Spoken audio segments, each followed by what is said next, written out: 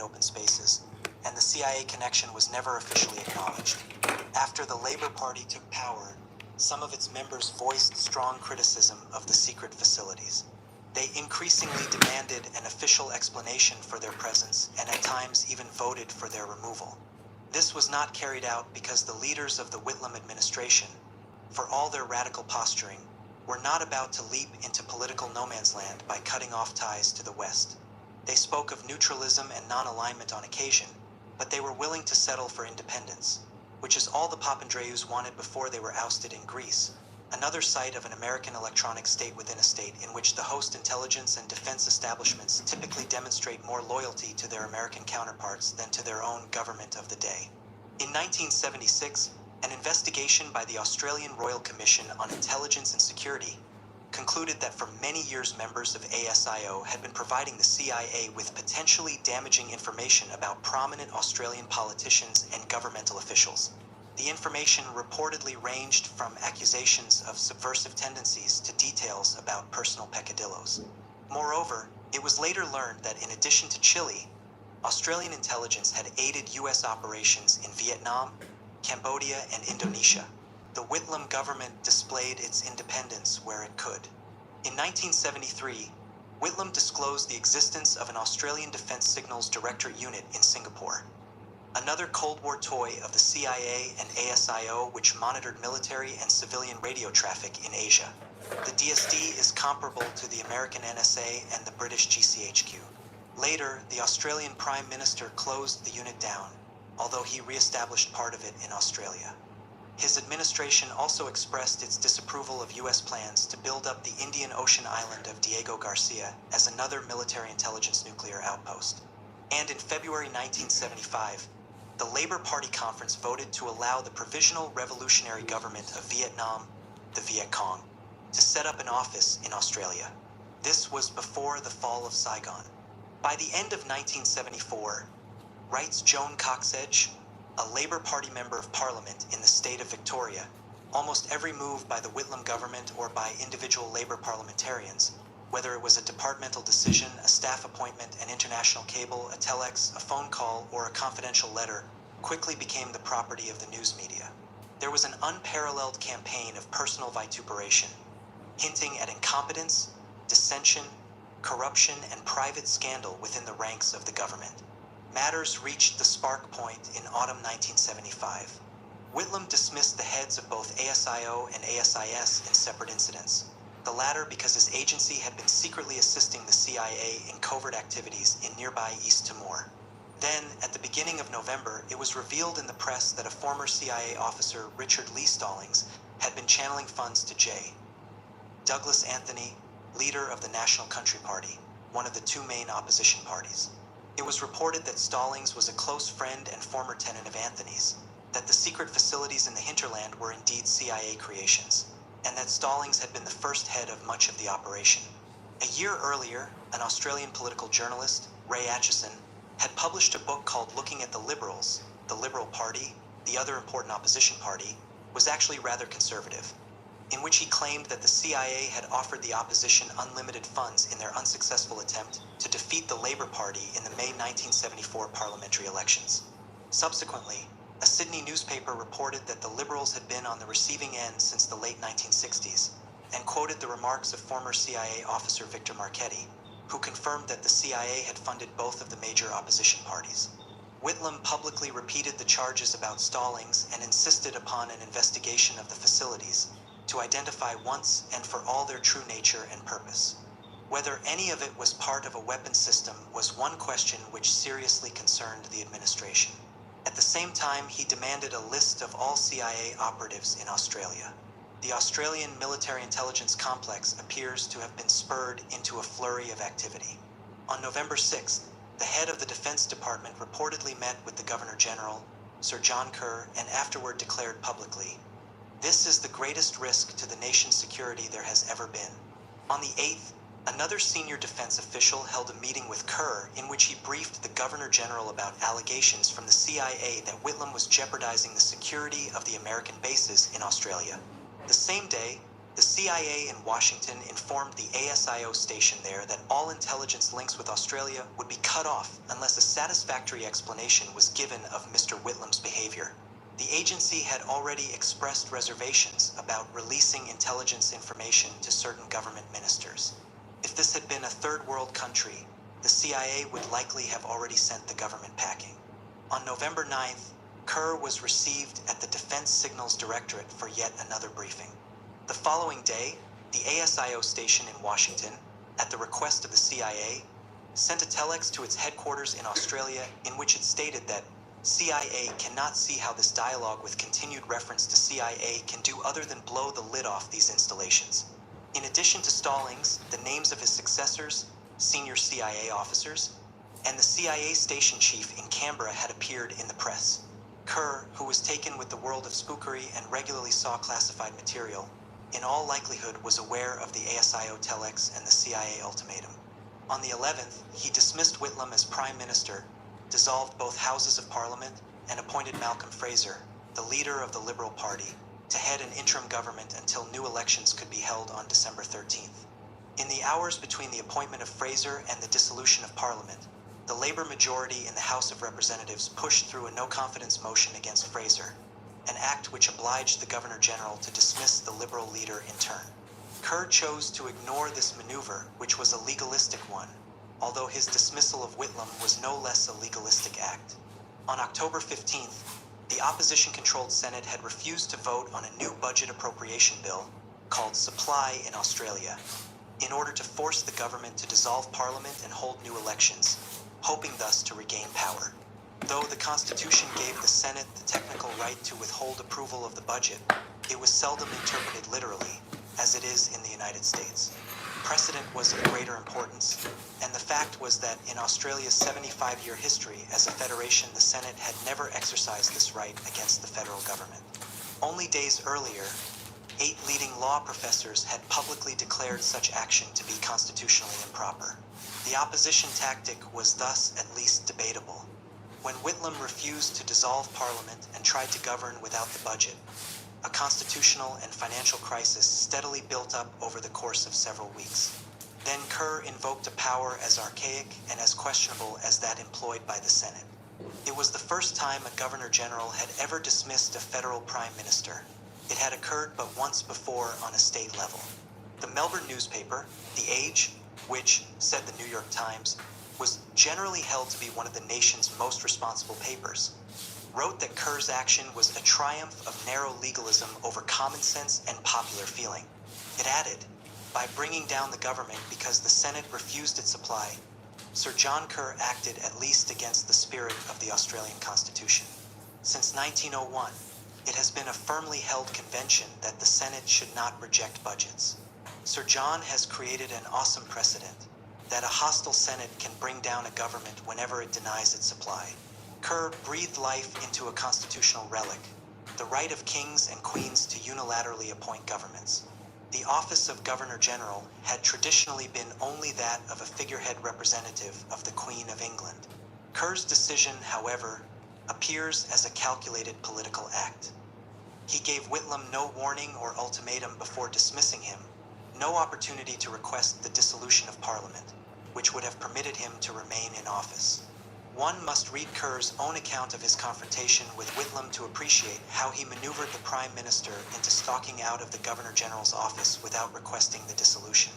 Kerr claims he refrained from issuing Whitlam an ultimatum because he feared that the Prime Minister would leave and then ask the Queen for his removal as Governor-General. But he fails to explain why he didn't give Whitlam an ultimatum that had to be responded to on the spot. Kerr had been appointed, at least in theory, by the Queen. Ironically, she had done so at Whitlam's recommendation, which he had made against the wishes of his party's left wing. Kerr's action added to Whitlam's reputation as a bad judge of character, a man easily taken in. Certainly the warning signs were there, for John Kerr had been intimately involved with CIA fronts for a number of years. In the 1950s, he joined the Australian Association for Cultural Freedom, an organization spawned by the CIA's Congress for Cultural Freedom, see Western Europe chapter. Kerr became a member of the organization's executive board in 1957 and also wrote for its magazine Quadrant. One article in 1960 was entitled "The Struggle Against Communism in the Trade Unions, a Program and Tactic." As we have seen, the CIA has consistently accorded a high priority to throughout the world. In 1966, Kerr helped to found Law Asia, or Law Asia, an organization of lawyers in the Far East funded by the Asia Foundation. The foundation was one of the most prominent CIA fronts for over a decade, with offices and representatives in all the major capitals of Asia. One of its prime missions, Victor Marchetti has written, was to disseminate throughout Asia a negative vision of mainland China, North Vietnam, and North Korea. Kerr became Laotia's first president, a position he held until 1970. He describes the organization as a non-communist group of Asian lawyers, which the Asia Foundation supported because the rule of law is a good thing, a strong legal profession is a good thing, and talk between lawyers is a good thing. There was a bit of a celebration in the CIA when Whitlam was dismissed by Kerr, reported Christopher Boyce. Boyce is an American who was working at the time for TRW Systems Incorporated, Los Angeles, in a cryptographic communications center which linked CIA headquarters in Virginia with the agency's satellite surveillance system in Australia. In his position, Boyce was privy to telex communications between the two stations. The CIA, he said, referred to Kerr as "our man." Boyce also revealed that the CIA had infiltrated Australian labor unions, had been manipulating the leadership, and had suppressed their strikes, particularly those involving railroads and airports. The last was reportedly because the strikes were holding up deliveries of equipment to the agency's installations. Some unions as well had been in the forefront of opposition to the installations. As matters turned out, Whitlam lost the new election. One other CIA operation in Australia deserves mention. This is the Nugan Hand Merchant Bank of Sydney, truly a CIA bank. Founded in 1973 by Frank Nugan, an Australian, and Michael Hand, an American formerly with the Green Berets in Vietnam, and with the CIA airline Air America. The bank exhibited phenomenal growth over the next few years. It opened branch offices in Saudi Arabia, Hamburg, Malaysia, Thailand, Hong Kong, Singapore, the Philippines, Argentina, Chile, Hawaii, Washington, and Annapolis, Maryland, run by men with backgrounds in the CIA, OSS, Green Berets, and similar specialty areas of banking. Former CIA Director William Colby was one of the bank's attorneys. The Nugan Hand Bank succeeded in expanding the scope of normal banking services. Among the activities it was reportedly involved in were drug trafficking, international arms dealing, links to organized crime, laundering money for President Suharto of Indonesia, unspecified services for President and Mrs. Marcos of the Philippines, assisting the Shah of Iran's family to shift money out of Iran, channeling CIA money into pro-American political parties and operations in Europe, transferring $2.4 million to the Australian Liberal Party through one of the bank's many associated companies, attempting to blackmail an Australian state minister who was investigating organized crime. The CIA opened a Swiss bank account in his name and threatened to leak the information, and a host of other socially useful projects. In addition, several mysterious deaths have been connected to the bank, including that of a ranking CIA officer in Maryland. And on January 27, 1980, Frank Nugan was himself found shot dead in his car. In June, Michael Hand disappeared without a trace. The Nugan Hand Merchant Bank collapsed, $50 million or so in debt. 41. Angola 1975 to 1980s. The Great Powers Poker Game. It is spring 1975. Saigon has just fallen. The last of the Americans are fleeing for their lives. Fallout from Watergate hangs heavy in the air in the United States. The Pike Committee of the House of Representatives is investigating CIA foreign covert activities. On the Senate side, the Church Committee is doing the same. And the Rockefeller Commission has set about investigating the agency's domestic activities. The morning papers bring fresh revelations about CIA and FBI misdeeds. The CIA and its influential supporters warn that the crescendo of disclosures will inhibit the agency from carrying out the functions necessary for national security. At CIA headquarters in Langley, Virginia, they are busy preparing for their next secret adventure, Angola. To undertake a military operation at such a moment, the reasons, one would imagine, must have been both compelling and urgent. Yet, In the long history of American interventions, it would be difficult to find one more pointless or with less to gain for the United States or the foreign people involved. The origin of our story dates back to the beginning of the 1960s when two political movements in Angola began to oppose by force the Portuguese colonial government. The MPLA, led by Agostinho Neto, and the FNLA, led by Holden Roberto. The latter group was known by other names in its early years, but for simplicity will be referred to here only as FNLA. The United States, not normally in the business of supporting liberation movements, decided that inasmuch as Portugal would probably be unable to hold on to its colony forever, establishing contact with a possible successor regime might prove beneficial. For reasons lost in the mists of history, the United States, or at least someone in the CIA, decided that Roberto was their man, and around 1961 or 62 onto the agency payroll he went. At the same time, and during the ensuing years, Washington provided their NATO ally, the Salazar dictatorship in Lisbon, with the military aid and counterinsurgency training needed to suppress the rebellion. John Markham, an American scholar who walked 800 miles through Angola into the FNLA guerrilla camps in the early 1960s, has written, "By January 1962, outside observers could watch Portuguese planes bomb and strafe African villages, visit the charred remains of towns like Mbanza-Mpangu and Pangala, and copy the data from 750-point napalm bomb casings from which the Portuguese had not removed the labels marked Property U.S. Air Force. The Soviet Union, which had also given some support to Roberto, embraced Neto instead in 1964, arguing that Roberto had helped the discredited Moise Chambe in the Congo and curtailed his own guerrilla operations in Angola under pressure from Washington. Before long, another movement, UNITA by name, entered the picture, and China dealt itself into the great powers poker game, lending support to UNITA and FNLA. Although MPLA may have been somewhat more genuine in its leftist convictions than FNLA or UNITA, there was little to distinguish any of the three groups from each other ideologically. When the press made any distinction amongst them, it was usually to refer to MPLA as Marxist, but this was ill-defined, if defined at all, and simply took on a media life of its own. Each of the groups spoke of socialism and employed Marxist rhetoric when the occasion called for it, and genuflected to other gods when it did not.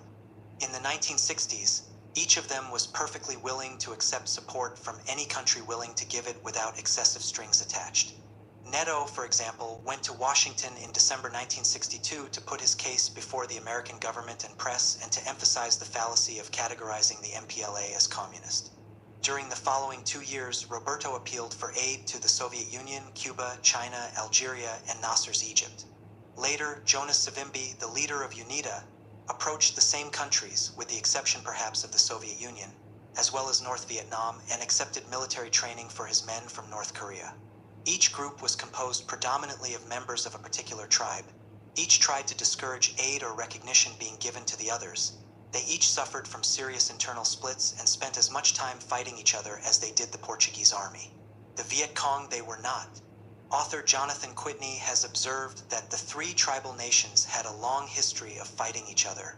It was not until the latter part of the 20th century, however, that Dr. Henry Kissinger and other political scientists discovered that the real reason the Mbundu, the Ovumbandu, and the Congo had been fighting off and on for the past 500 years was that the Mbundu were Marxist and the Ovumbandu and Congo were pro-Western. That the CIA's choosing of its ally was largely an arbitrary process is further underlined by a State Department cable to its African embassies in 1963, which stated, "U.S. policy is not, repeat not, to discourage an MPLA move toward West and not to choose between these two movements." Even in 1975, when the head of the CIA, William Colby, was asked by a congressional committee what the differences were between the three contesting factions, he responded, "They are all independents.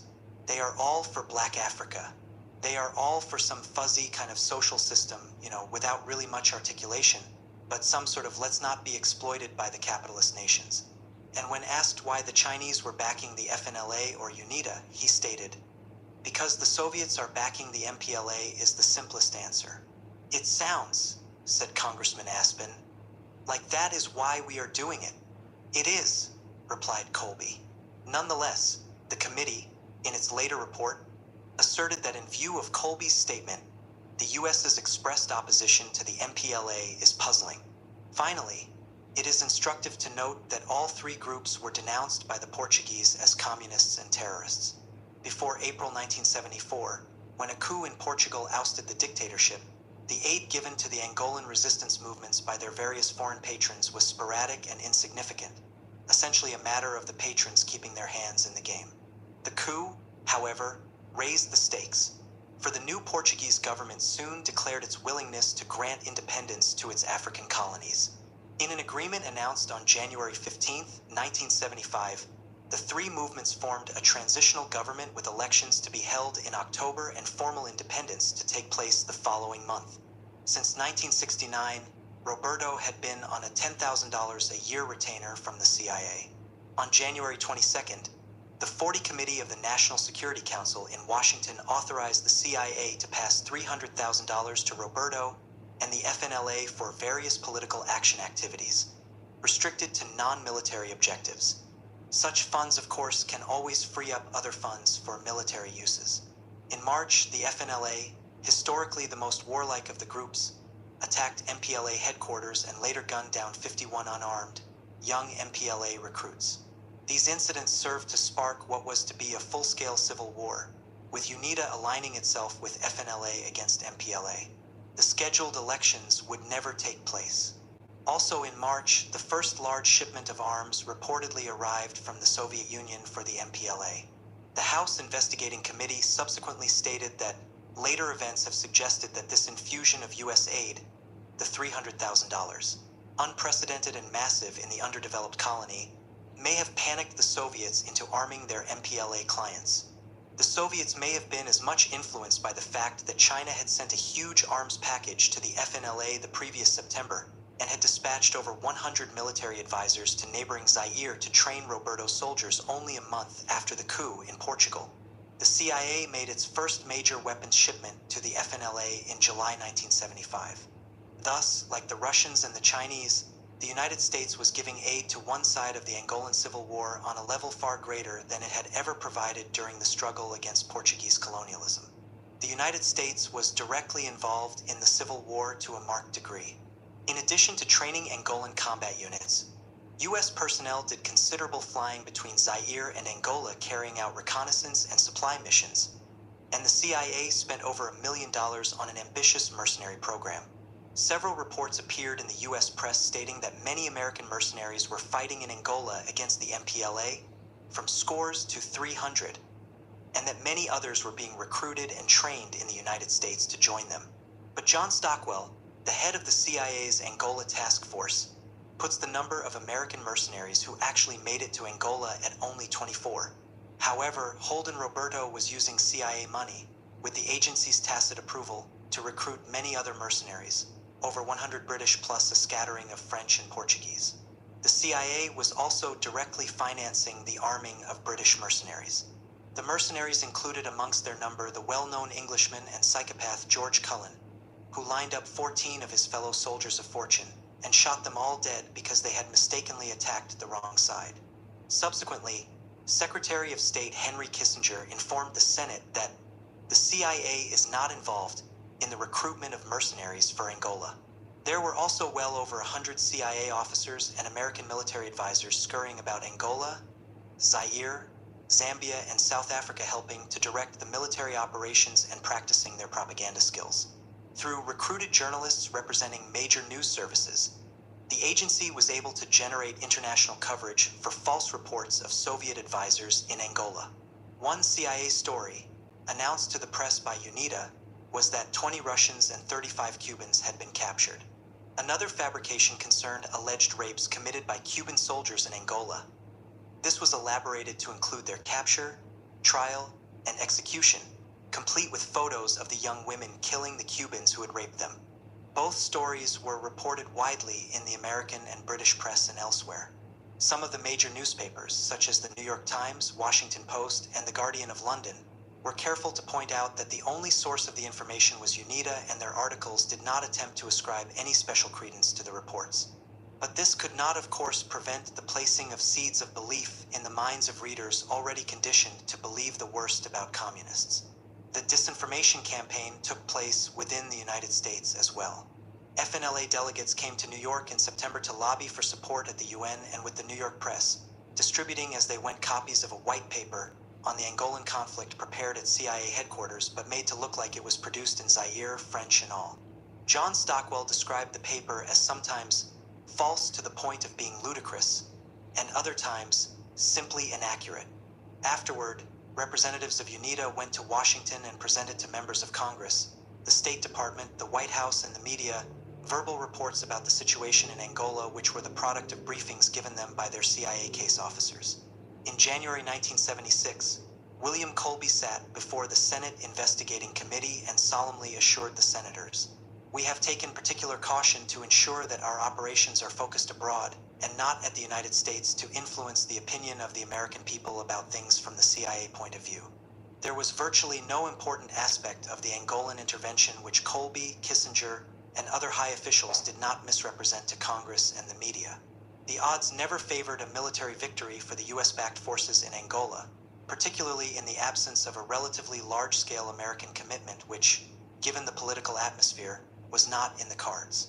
The MPLA was the most organized and best led of the three factions and early on controlled the capital city of Luanda, which housed almost the entire governmental machinery. Yet, for no reason apparently other than anti-Soviet spite, the United States was unwilling to allow a negotiated settlement.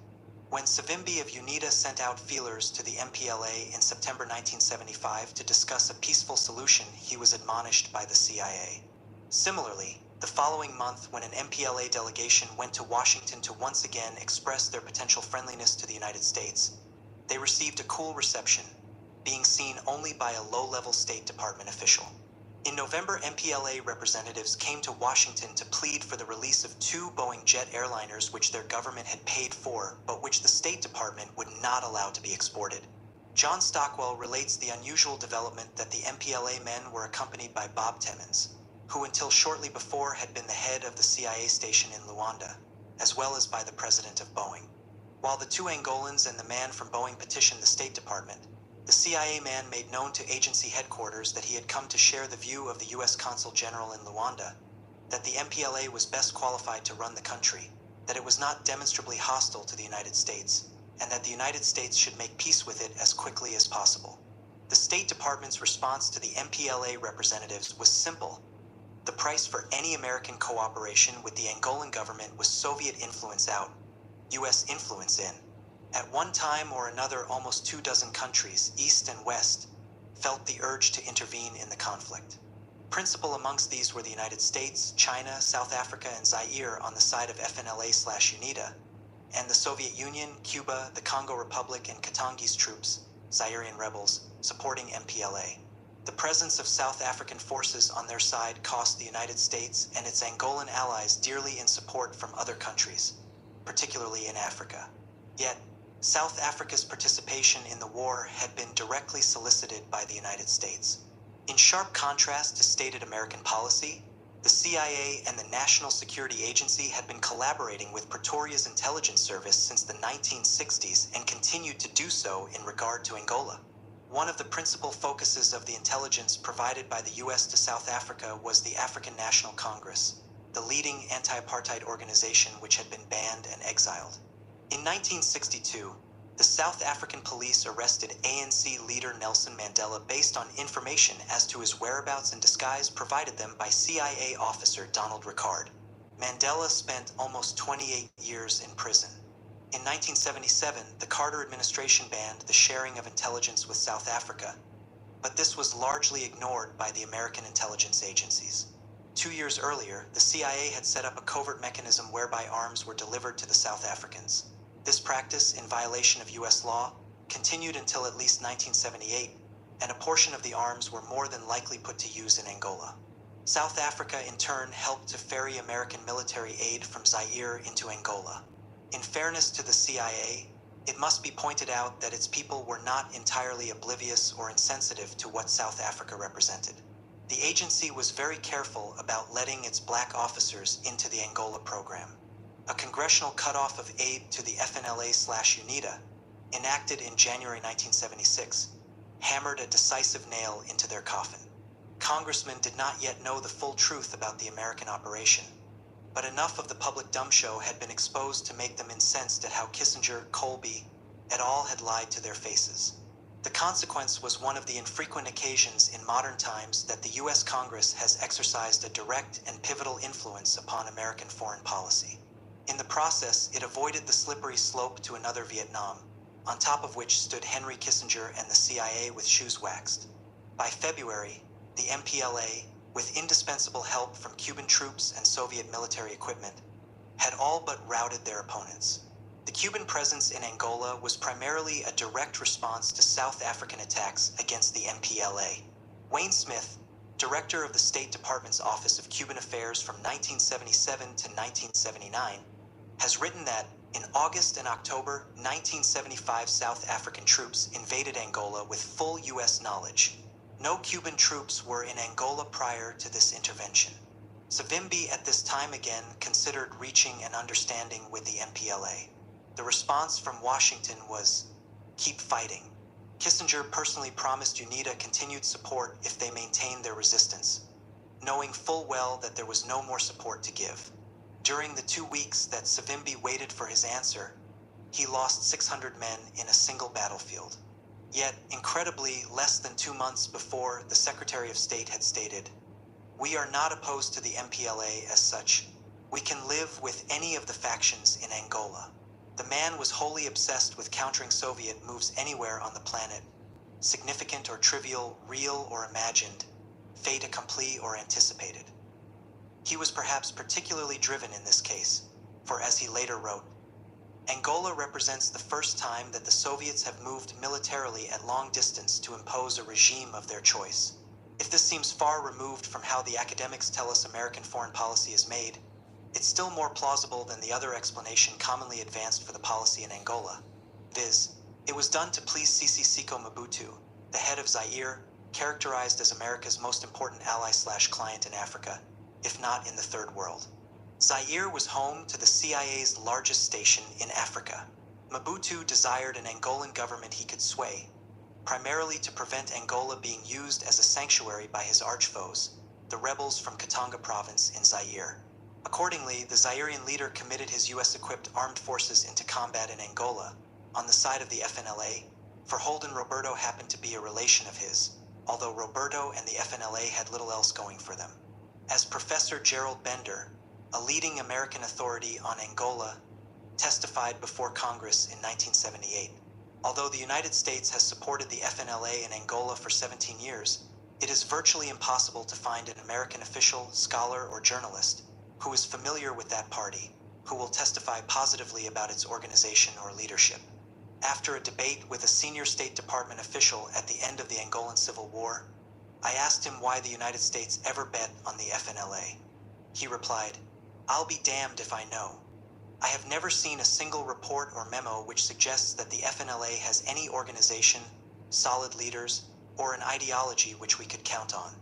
Even foreign leaders who have supported Holden Roberto, such as General Mobutu, agree with that assessment."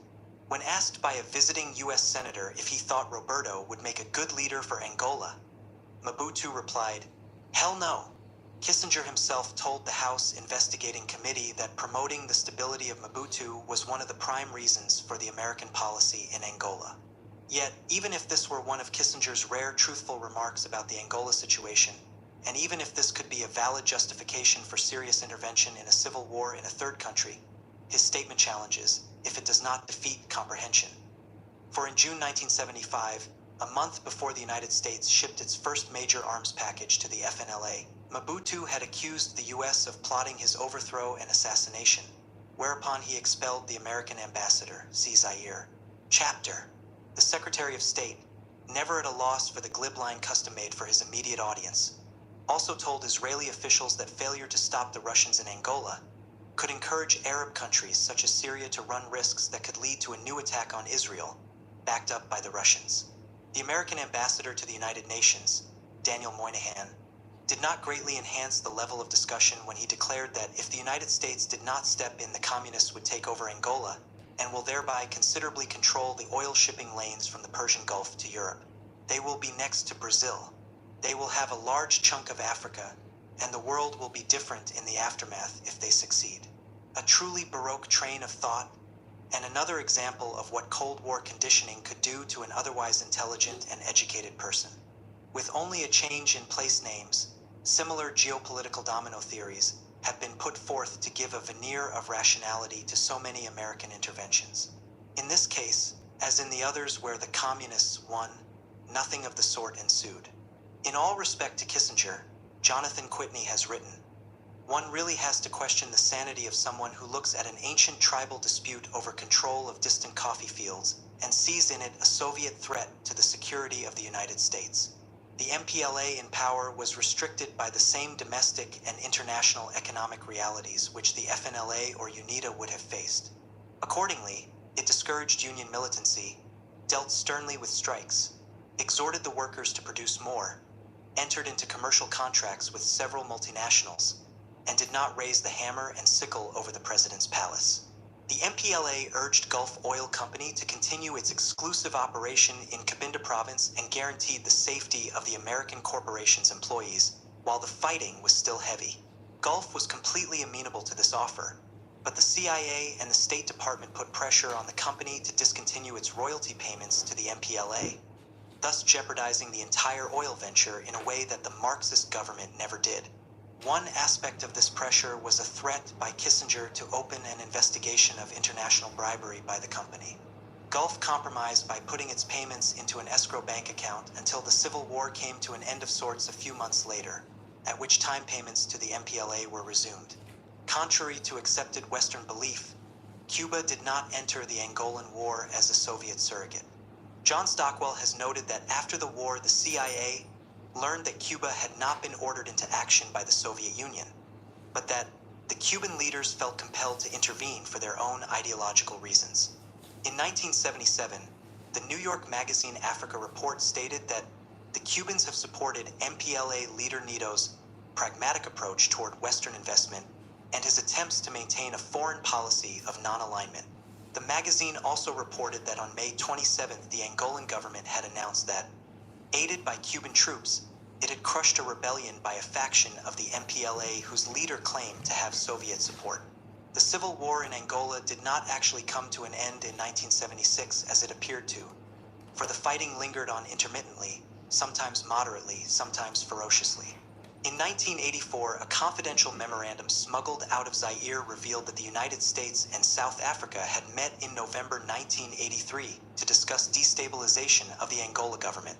Plans were drawn up to supply more military aid to UNITA, the FNLA was now defunct, and discussions were held on ways to implement a wide range of tactics. Unify the anti-government movements, stir up popular feeling against the government, sabotage factories and transport systems, seize strategic points, disrupt joint Angola-Soviet projects, undermine relations between the government and the Soviet Union and Cuba, bring pressure to bear on Cuba to withdraw its troops, sow divisions in the ranks of the MPLA leadership, infiltrate agents into the Angolan army, and apply pressure to stem the flow of foreign investments into Angola. The United States branded the document a forgery, but UNITA's representative in Washington would neither confirm nor deny that the meeting took place. He stated, however, that UNITA had contacts with U.S. officials at all levels on a regular basis. The aim of the operation, according to the memorandum, was to force part of the Angolan leadership to negotiate with UNITA, precisely what Washington had successfully discouraged years earlier. A month after the reported U.S.-South Africa meeting, the UN Security Council censured South Africa for its military operations in Angola and endorsed Luanda's right to reparations. Only the United States, abstaining, did not support the resolution. In August 1985, after a 3-year battle with Congress, the Reagan administration won a repeal of the 1976 prohibition against U.S. military aid to rebel forces in Angola. Military assistance began to flow to UNITA overtly as well as covertly. In January 1987, Washington announced that it was providing the rebels with Stinger missiles and other anti-aircraft weaponry. 3 months earlier, Jonas Savimbi had spoken before the European Parliament in Strasbourg, France, in an appeal for support.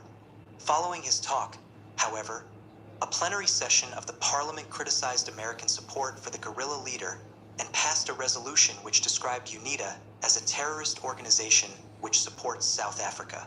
Finally, in September 1992, elections were held, but when it became apparent that the MPLA would be the winner in a runoff, in polling which the UN certified to be free and fair. Savimbi refused to accept the result.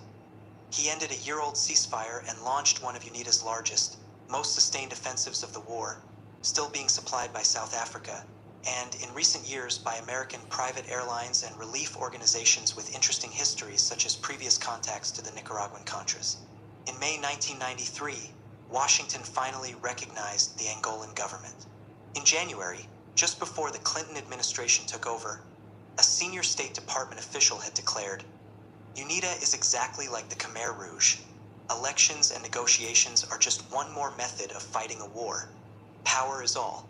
By this time, the war had taken more than 300,000 lives, producing widespread hunger and what was said to be the highest amputee rate in the world, caused by the innumerable landmines. The death in combat of Savimbi in February 2002 appeared to offer a ray of hope for the future. 42. Zaire 1975 to 1978. Mobutu and the CIA, a marriage made in heaven. By 1975, President Mobutu Sese Seko, née Joseph Mobutu, the Zairean, née Congo strongman regarded by the CIA as one of its successes in Africa, had ruled over his hapless, impoverished subjects for 10 long years. In the process, with a flair for conspicuous corruption that ranks amongst the best this century has to offer, Mobutu amassed a personal fortune estimated to run into the billions of dollars sitting in the usual Swiss, Paris, and New York banks, while most of the population suffered from severe malnutrition. It can reasonably be said that his corruption was matched only by his cruelty. Mobutu, one observer of Zaire, has written, rules by decree with a grotesque impulsiveness that seems to shock even his former CIA case officers. One recalled that in June 1971, Mobutu had forcibly enlisted in the armed forces the entire student body of Lovanium University. He was put out by some student demonstrations, remembered the official. Mobutu finally relented, but 10 of the students were sentenced to life imprisonment for crimes of public insult to the chief of state. One intelligence source recalls a fervent Mobutu approach, eventually deflected, that either Zaire with CIA help or the agency alone undertake an invasion against those bastards across the river in the Congo Republic, Brazzaville. "He's a real wild man," said one former official, "and we've had trouble keeping him under rein. This may not have been for lack of trying." In June 1975, Mobutu announced that he had uncovered and suppressed a coup attempt aimed at his physical elimination. He blamed an unnamed, large foreign power and Zairean citizens thirsty for money, sick. The charges appeared in a government-controlled newspaper in the form of a letter from Mobutu, with an accompanying editorial indicating plainly that the large foreign power was the United States.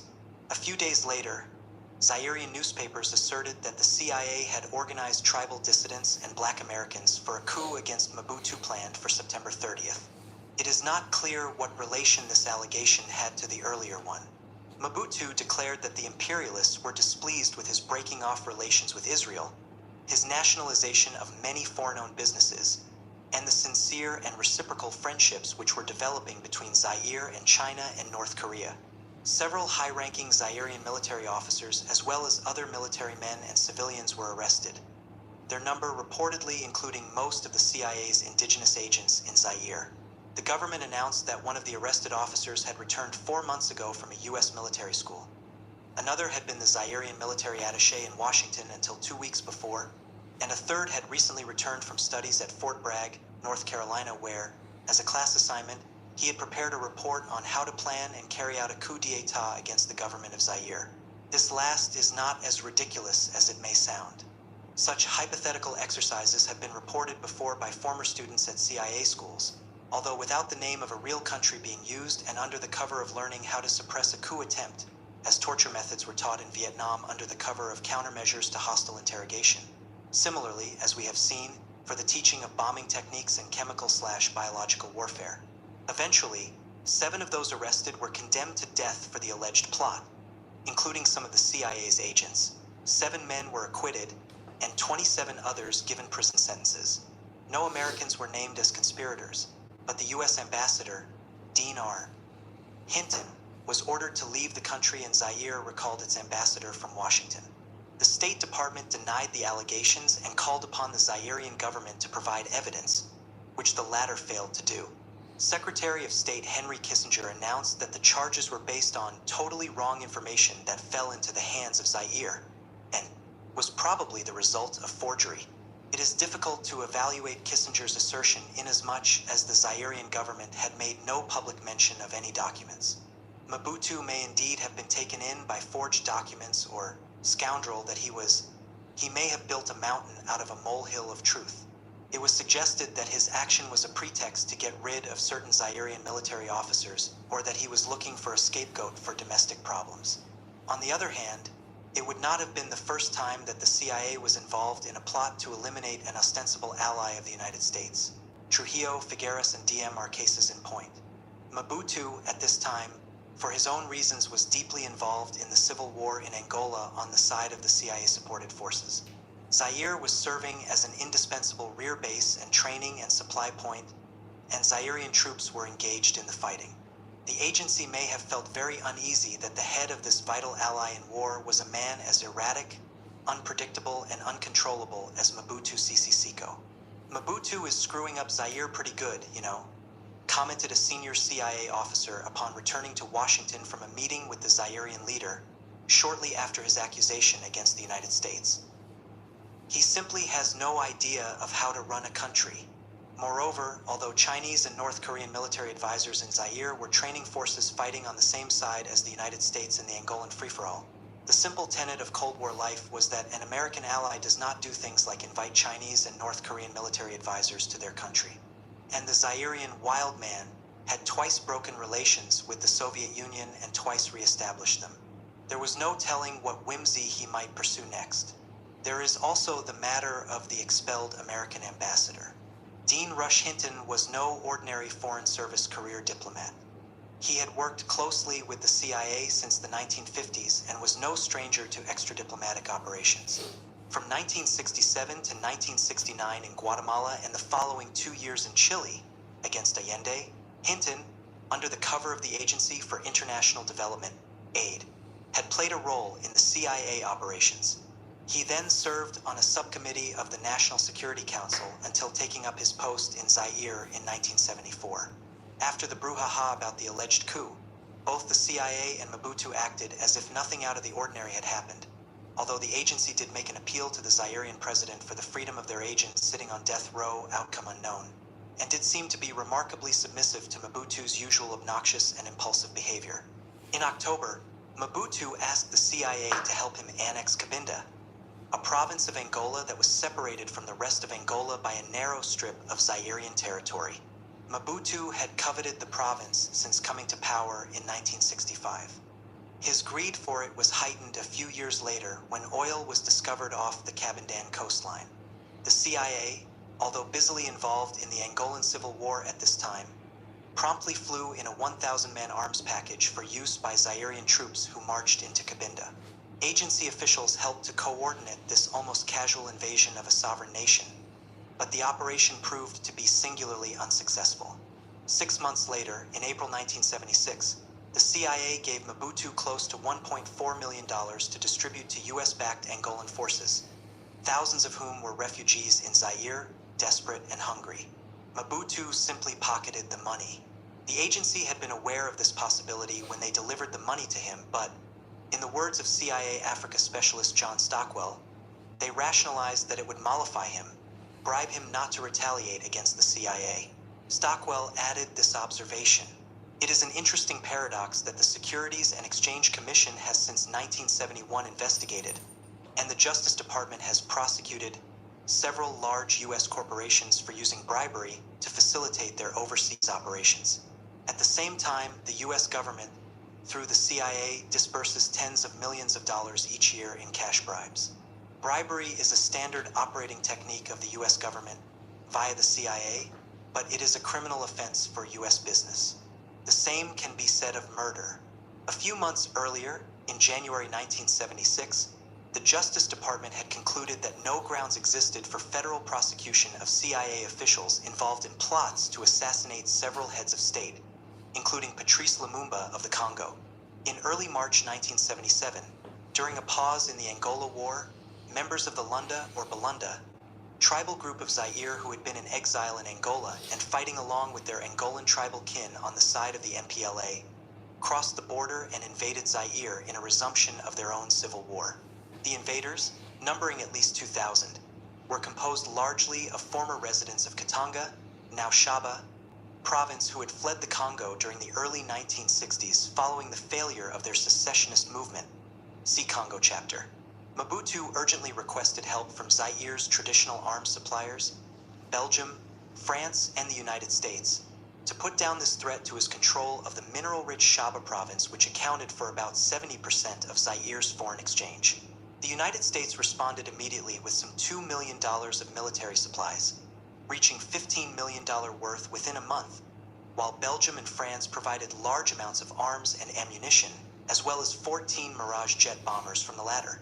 Jimmy Carter had been in office less than 2 months when the Zairean conflict broke out, and he was reluctant to involve his administration deeply in a foreign adventure whose ultimate commitment could not be foreseen. The Angolan involvement had only recently wound down under severe congressional criticism. Compared to this and other American interventions, Carter's action in Zaire constituted a fairly mild response, mild enough to enable Washington to pass off its policy as one of non-intervention and effectively obscure the fact that it was actively taking sides in a civil war.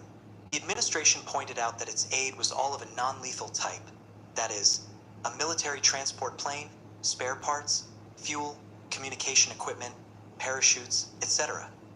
That the aid represented a drawing of credits already authorized by Congress for Zaire, as if the United States government therefore had no other choice in the matter, and that it had refused a Zairean request for further assistance. President Carter asserted on more than one occasion that the Zaire crisis was an African problem, best solved by Africans, yet he apparently saw no contradiction to this thesis in his own policy, nor did he offer any criticism of France or Belgium or of China, which sent Mobutu a substantial amount of military equipment. Carter denied the suggestion that U.S. aid to Zaire was part of a coordinated venture with France, Belgium, Morocco, Egypt, and the Sudan, and, at the same time, the State Department characterized American policy as a neither help nor hinder position towards Zaire. Yet, only a few days earlier, the United States had given its tacit approval to Morocco's decision to send 1,500 of its American armed troops to aid Mobutu's cause, while confirming that, both by law and bilateral agreement, Morocco would have to obtain Washington's permission in advance if its army used American weapons outside Morocco. Whether the Zairean rebels felt put out by the American non-lethal, non-help nor hinder, non-intervention policy was not reported. In mid-April, Newsday broke a story that the CIA was secretly supporting efforts to recruit several hundred mercenaries in the United States and Great Britain to serve alongside Zaire's notoriously ineffective army. David Bufkin, a 38-year-old Californian who reportedly was an experienced mercenary himself and had recruited other Americans for Angola, said that American soldiers of fortune would leave within a week for Zaire to fight against the rebels. Bufkin had advertised for former military men with combat experience for this particular mission. The New York newspaper stated that the CIA had strong links to Bufkin and had told the Justice Department that it would not cooperate in any investigation of the Californian. It is a criminal offense in the United States to recruit an American citizen for service with foreign armed forces or to enlist for such service. Diplomats in Washington, the New York Times reported, said they understood that President Mobutu Sese Seko had indicated several weeks ago that Zaire might have to recruit mercenaries to repel the invasion. They added that the aid from France, Belgium, Morocco, the United States, and others may have led Mobutu to abandon the idea. Bufkin denied that he was being financed by the CIA. He claimed that his financial aid is coming from Africa, and that's all I can tell you. This, of course, would not rule out the CIA channeling money to Bufkin via Zaire. Several months later, the soldier of fortune revealed that he had worked with the CIA, without specifying when or where, as well as with the Korean CIA, going into some detail about his operations with the latter. What role, if any, was actually played by mercenaries in Zaire has not come to light. The more experienced rebels had the upper hand during the first month of the 80-day war, and the continuance of Mobutu's rule was reported to be uncertain. But the repeated pumping of men and supplies into Zaire by at least 8 Western and African nations proved too much for the Lunda tribesmen. By the end of May, their offensive had been crushed and they were forced to retreat into Angola once again. Although the Lunda were engaged in a struggle for tribal autonomy, of the kind which has erupted in one African country after another following independence, Mobutu knew that it was the Cold War anti-communist card he had to play if he was to provoke greater military support, particularly from the United States. Accordingly, Zaire began to issue regular accusations against Cuba, which had a large military contingent still stationed in Angola. Cuba had trained and armed the rebels it was charged. This was true to some extent, but it had not been done necessarily to invade Zaire. Some quarters of the international left cloaked the Lunda in a revolutionary mantle, but the inspiration for this had more to do with the rebels being opposed by the likes of Mobutu, the United States, and France than with any demonstrated revolutionary virtues. On the contrary, they were originally trained by white mercenaries and supported by Belgium and other Western interests in their secession attempt in Katanga. After fleeing to Angola, in return for sanctuary, they served with the colonial Portuguese army in its campaign to put down the black nationalist guerrillas of the MPLA. Then, during the ensuing civil war in Angola, they switched over to fighting on the side of the MPLA and the Cubans. Cuba was leading the rebels. Cuban, Russian, and Portuguese troops were fighting with them, insisted the Zairean government. The invasion could not have taken place, and it could not continue, without the material support or acquiescence of the Soviet Union, whether or not Cuban troops are present, announced now former Secretary of State Henry Kissinger, in a choice example of near-reflex anti-communism/wishful thinking, without any evidence whatsoever. And so it went. To the credit of the Carter administration, it resisted the temptation to embrace all the unfounded and sometimes silly charges, stating on several occasions that there was no evidence of Cuban involvement, and that the United States did not view the conflict as a confrontation between the Soviet Union and the West. An increasingly petulant Mobutu was finally moved to declare that if the United States had indeed capitulated in the face of communist danger, it should announce this clearly. Why then did the United States intervene at all? The day after the first American shipment of military aid, Washington expressed its concern about the possible loss to American mining interests in Zaire. However, there was not necessarily a logical connection between a Lunda capture of Shaba province, or even toppling Mobutu, and a threat to foreign investment and loans, and the Carter administration offered no elaboration of its statement. No matter who controlled the mines, they would be looking to sell the copper, the cobalt, and the other minerals. In 1960, the secession movement of these same Lunda forces in then called Katanga province had been supported by both Washington and Belgium. Why Belgium now opposed them was not made clear by events, except that the rebel sabotage combined with power failure had halted the mine's water pumps, leading to widespread flooding. And in neighboring Angola, as we have seen, when the Marxist MPLA took over control of oil-rich Cabinda province, it cooperated fully in business as usual with Gulf Oil Company. The Zaire government, on the other hand, in 1974, took over most small businesses and plantations without compensating the owners, and divided the spoils among political leaders loyal to Mobutu, which went well beyond anything the MPLA did. The expressed concern about U.S. investments may have been no more than one type of throwaway remark that has often been put forth by Washington officials to make a particular foreign involvement sound more reasonable to the American public, most ironic in this case in light of traditional Marxist analysis, while giving the administration time to decide what it is they're actually trying to achieve. No further reference to American investments was made. The American intervention in this case seems to have been little more than a highly developed Cold War reflex action triggered by an invasion originating in a country classified as a member of the Soviet camp, and against a country ostensibly in the American or Western camp.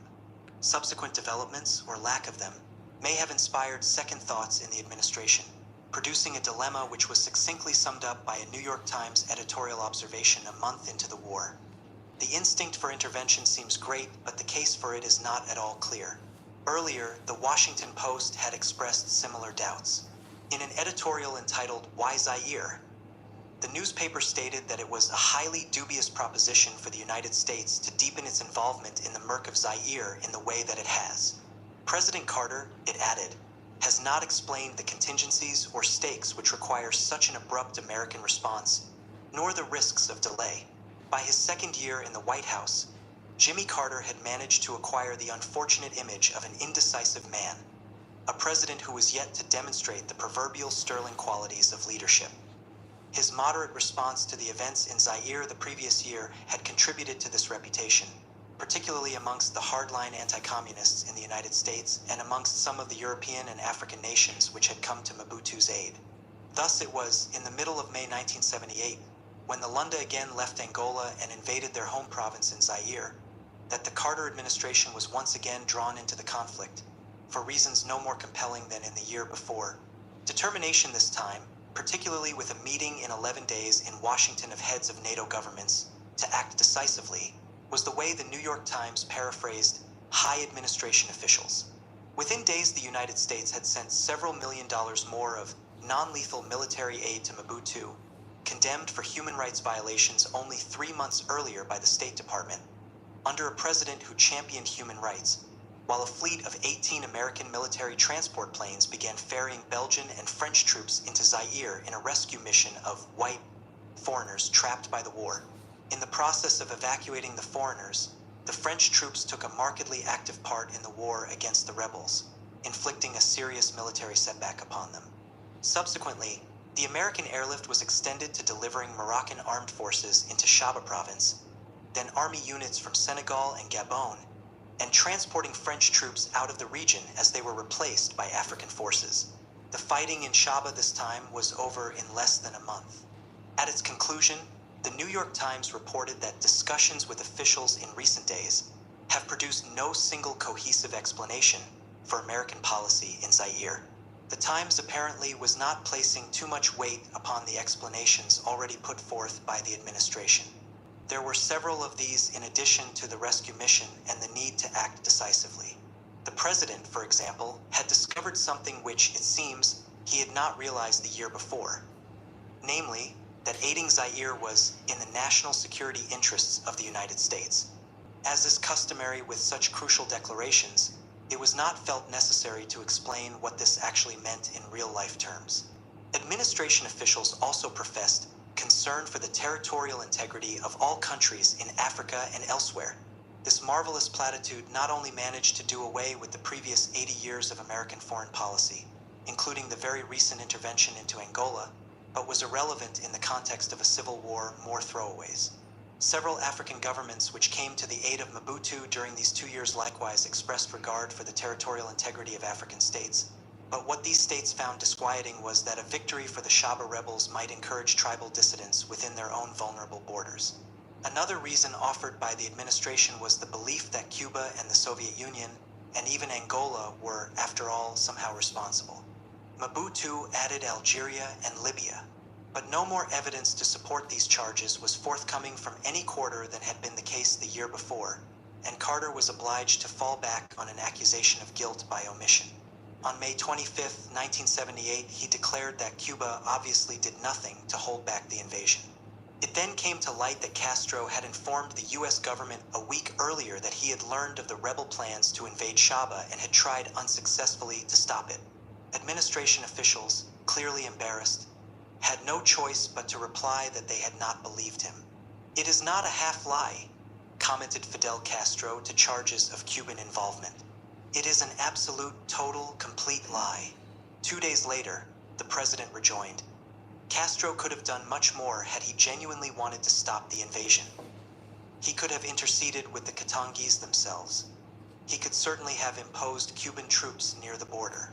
In the final scene of this light comedy, Mobutu announced that he was holding Cuban prisoners captured in the fighting, the long-awaited proof of Cuban involvement.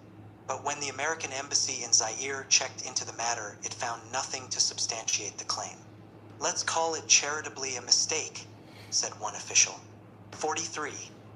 Jamaica 1976 to 1980. Kissinger's ultimatum.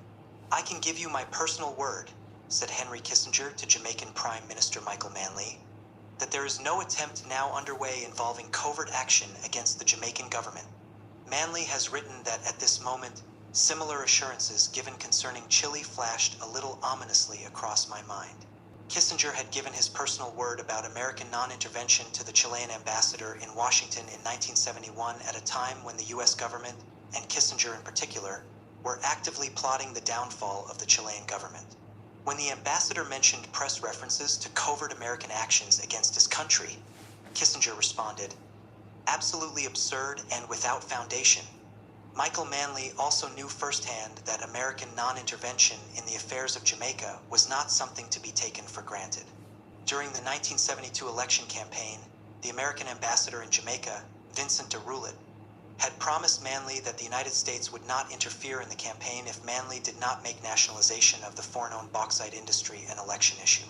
De Roulet feared that if Manley did so, he would oblige the opposition Jamaica Labour Party to vie with Manley's party for popular support on the question.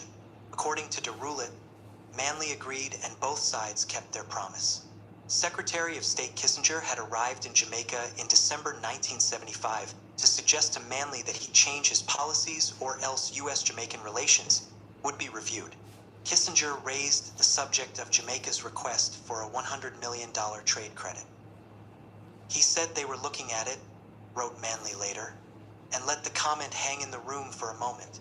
I had the feeling he was sending me a message." The Jamaican Prime Minister, a graduate of the London School of Economics and the son of Norman Manley, who had led Jamaica to independence from the British in 1962, had incurred Washington's displeasure since taking office in 1972 by behavior such as the following: expressing support for the MPLA regime in Angola, which the United States was attempting to topple at the very moment of the Kissinger-Manley meeting, an issue that was one of the Secretary of State's obsessions and one which he raised during the talk. Establishing diplomatic relations with Cuba and the Soviet Union and maintaining close ties with the Castro government, although no closer, said Manley, than with Mexico and Venezuela, advocating a form of democratic socialism, though maintaining a decidedly mixed economy which featured nothing more radical than could be found in many countries of Western Europe in the areas of health, education, minimum wage, and social services. Manley's party, the People's National Party, whose slogan was "Socialism is Love," belonged to the Socialist International, as have ruling parties in modern times in Austria, Great Britain, West Germany, and Sweden, a prevailing against the transnational aluminum companies, principally American, which operated on the island because it is rich in bauxite, the raw material of aluminum. The Jamaican government had imposed a production levy to obtain a significant, and what was regarded as long overdue, increase in the payments made to it by the companies, and had then persuaded other bauxite-producing countries in the Third World to do the same. The government also intended to buy out 51% of the foreign bauxite mining operations and planned, along with Venezuela and Mexico, to build an international aluminum processing complex outside the multinational system. Manley was pressured by both Washington and the Jamaican left. "Everyone wants me to be either a capitalist or a communist," he said at one point. "Why can't they just let me be? I've always been a democratic socialist, and that's what I want in Jamaica." He viewed the multinational corporations in a similar vein, declaring that they have grown used to two types. One is the mendicant of the neo-colonial syndrome. The other is the revolutionary who simply sends in the army to take over the operation. Here they were dealing with neither. This was part of our search for the third path. The Jamaican Prime Minister did not toe the line Kissinger had drawn. 5 days after the Secretary of State had departed, Manley informed him that Jamaica had decided to support the Cuban army presence in Angola because we were satisfied that they were there because of the South African invasion. I never heard another word about the $100 million trade credit. At the time of Kissinger's visit, certain destabilization operations had already gotten off the ground, particularly in the area of propaganda, but it was primarily afterward, beginning in the election year of 1976, that covert actions started to escalate. In January, a few weeks after Kissinger had left, the U.S. Embassy in Kingston was increased by 7. Manley has noted. Yet all aid to Jamaica suddenly slowed to a virtual halt. The pipelines suddenly became clogged. Economic cooperation contracted as the embassy expanded. Investigative reporters Ernest Volkman and John Cummings, writing in Penthouse magazine in 1977 and citing several senior American intelligence sources, stated that the destabilization program drawn up by the CIA station chief in Jamaica, Norman Descato, contained the following elements: covert shipments of arms and other equipment to opposition forces. Politics in Jamaica had long been spiced with strong-arm tactics, But this now intensified in both frequency and deadliness, and in the use of arson, bombing, and assassination. The CIA quickly sought to organize and expand the violence. Shipments of guns and sophisticated communications equipment began to be smuggled into the island. In one shipment alone, which was grabbed by Manly's security forces, there were 500 submachine guns. Some of the CIA's traveling army of Cuban exiles arrived on the scene. One was Luis Posada Carriles, a former officer in Cuban dictator Batista's secret police, now a CIA-trained explosives expert who was implicated in the mid-air bombing of a Cubana Airlines plane in 1976, which killed 73 people. Posada was reportedly spotted at the scene of more than one bombing in Jamaica. The well-publicized violence was a body blow to Jamaica's vital tourist business. The foreign tourists stayed away in droves, forcing many hotels to close their doors and consigning thousands of workers to the ranks of the unemployed. B. Extensive labor unrest. A wave of strikes by transport, electrical, and telephone workers hit the island, reportedly provoked in part by graduates of the American Institute for Free Labor Development, the CIA's principal labor organization in Latin America. C. Economic destabilization. In addition to the U.S. credit squeeze and curtailment of aid, and the damage to tourism, the fragile Jamaican economy suffered from the actions of the aluminum companies. As an act of retaliation for the bauxite production levy, which had become law in May 1974, and with the tacit encouragement of Washington, the companies systematically reduced production, which hurt Jamaica in several ways. In August 1975, the American firm Revere Copper and Brass Company closed its aluminum refinery after only 4 years of operation, saying that it was uneconomical. In January 1976, the company announced that it was suing the Jamaican government over the levy. Whether there was any underlying destabilization motive connected to these actions is not known. A cargo of flour, brought to Jamaica on a German ship, the Heidelberg, was discovered to have been contaminated with the poison parathion, an insecticide which had been banned from Jamaica for many years. Much of the flour had already been sold, and about 17 people died from it in December 1975 and January 1976. Later in the year, in October, a large shipment of rice from Costa Rica, on board the ship City of Bochum, arrived to relieve a rice shortage Jamaicans had been suffering through for months. The two incidents are reminiscent of the contaminations of sugar carried out by the CIA against Cuba, QV. D. Covert financial support for the opposition. This was principally the conservative Jamaica Labour Party, JLP. In June 1976, Jamaican security forces announced the uncovering of a plot to overthrow the government involving leading members of the JLP.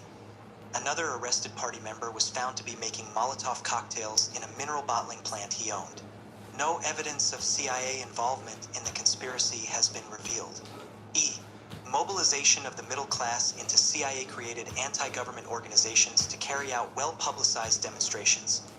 Groups with names such as Silent Majority and Christian Women Agitators for Truth were formed, the latter attacking those who criticized the United States and the CIA. In one instance, the group brought up the example of the famed and revered American doctor Tom Dooley, who had founded 7 hospitals for the poor in Southeast Asia. The Christian women could not have known then that Dr. Dooley had been a witting, active CIA operative in Indochina. There was also an attempt by a newly formed National Council of Women to replay the pots and pans scenario which had worked so well in Chile, but this fizzled out. This featured women, mostly of the upper classes with their maids, banging on pots and pans in a street march to demonstrate the government's inability to provide enough food for their families. F. Infiltration of security services and armed forces to turn them against the government. With liberal bribes, the CIA turned many security personnel into paid informants for the agency. Several soldiers were part of a plot to assassinate Manly in July, one of at least 3 such attempts which the CIA was directly involved in. Another, in September, employed Cuban exiles. The third turned to Jamaican gunmen to do the job. This last was in December, a final act of desperation on election night. All 3 attempts failed, not even a shot was fired, and Manly easily won re-election. During the campaign, CIA officer James Holt was accused of contriving a plot to turn the military against Manly's People's National Party. According to the accusation, a tape of a PNP youth rally was spliced with a message purporting to be from Fidel Castro, urging young people to rise up in armed struggle against the police and the army. The tape was supposed to fall into the hands of the military and cause dissension. Press attacks against the government were carried out at a level of integrity only slightly above that of Holt's alleged tape. This was particularly the case with the Daily Gleaner, whose campaign was very similar to that of El Mercurio in Chile before the fall of Allende, and it is eminently reasonable to assume that it was similarly financed by the CIA. Both newspapers had close links to the Inter-American Press Association, IAPA, of Miami. The Gleaner's managing director, Oliver Clark, being elected to the association's executive in 1976. The IAPA, though not a formal CIA front, had received funding from the agency and had been a reliable and valuable press asset for it since the 1950s. The Gleaner emphasized the omnipresent Cuban menace and how Manley was a prisoner of Castro and the KGB. One recurrent theme, echoed in the American press, was the presence of Cuban troops in Jamaica, a bald lie and something that would be impossible to conceal on the small island. Propagandists arrived from the United States as well. Evangelists and faith healers came down to set up their tents and preach against communism and the government to the highly religious population, a la the Christian anti-communist crusade in British Guiana during the CIA's campaign against the government of Chetty Juggin, QV. With Henry Kissinger removed from formal power, and with the less interventionist Carter administration taking office in January 1977, American policy toward Jamaica was tempered. The economic pipelines were unclogged to some extent, and the CIA, without the urgency of an upcoming election, diminished its activities. It cannot be said, however, that Washington officialdom had learned to respect Manley's wish to just let me be. Pulitzer Prize winner Les Payne reported in Newsday in February 1980 that the Carter administration remains determined to drive the country's socialist prime minister from office unless he moderates his pro-Cuban policies. In an earlier article, Payne quoted a State Department source. If within a 6-month testing period, Manley shows some signs of moderating his position, then we will take a softer line. If not, then we will continue to pursue a hard line. There was no let-up in the Gleaner's diatribes against Manley and his government. The newspaper reprinted numerous articles from all over the world which bore the standard CIA themes and syntax and undocumented assertions that the agency's press assets are paid for. The Gleaner openly encouraged disaffection and mutiny in the security forces and overthrow of the government. The following, from a column by John Hearn in June 1980, was not very unusual. In many other countries, somebody with a disciplined force of men behind him would have long ago taken the government away from them. In most third world countries, our ministers, ministers of state, party commanders, heads of statutory boards, among others, would now be in forced exile or buried in common graves. Throughout, the Gleaner and other anti-Manley newspapers in Jamaica bemoaned the threat to freedom of the press posed by the government, on the premise, apparently, that this is only what one can expect from a communist government, and continued to print freely what in other countries would lead to arrest for sedition. Manley was defeated for re-election in October 1980, due primarily to a continuing deterioration in the standard of living of the masses of people. While recognizing the importance of this factor, the former prime minister attributed his defeat also to propaganda and finely calculated violence, the latter having persisted throughout his second term, being particularly heavy during the election year when 800 people lost their lives in political violence. Manley wrote that unless there is overwhelming and widely accepted evidence laying the blame for violence at the door of one party, it tends to damage the government in power, since it is the government that people look to for their personal security. He added, the Jamaican establishment had mastered the ways of destabilization. It knew how to use fact and create fiction for maximum effect. We do not know what was the part played by the CIA in the last year. By then, it may not have mattered because the Gleaner and the JLP had clearly reached postgraduate level. 44. Seychelles 1979 to 1981. Yet another area of great strategic importance. Mr. Michael Hoare, in 1981, was an elderly accountant leading a relatively sedate life in Durban, South Africa.